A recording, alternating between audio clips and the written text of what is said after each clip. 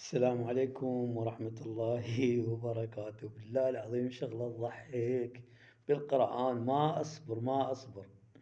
طبعا اخوان حسين الباز السلفي هذا محاور على اساس سلفي، يحاور الشيعة.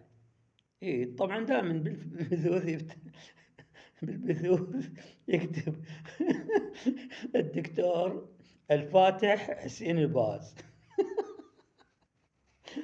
انا دائما من يفتح بث ادخل له اقول لك بابا عيب عليك. عيب عليك تكتب حسين الفاتح، انت ايش فاتح؟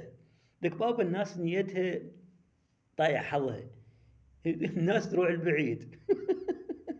انت شنو تكتب فاتح؟ عيب. انت دكتور اكتب محاور، مثلا دكتور المحاور حسين الباز، بس الفاتح.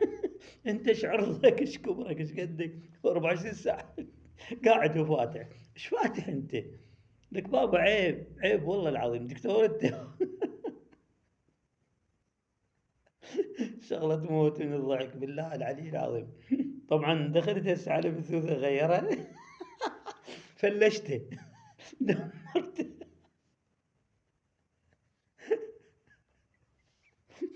لكم بابا انتم. والله العظيم ما تصير لكم شار انتم السلفيه. بالله العظيم لا محاوراتكم حلوه، لا عندكم اقناع، لا عندكم دليل، لا عندكم حتى عناوينكم غلط. احنا شعدنا.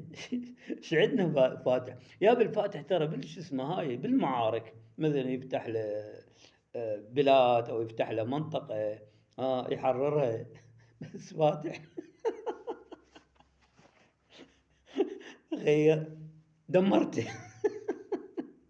بعد ما يكتب فاتح توبته بالله العظيم، بعد ما يكتب فاتح. اذا يكتب فاتح هو جريء جريء.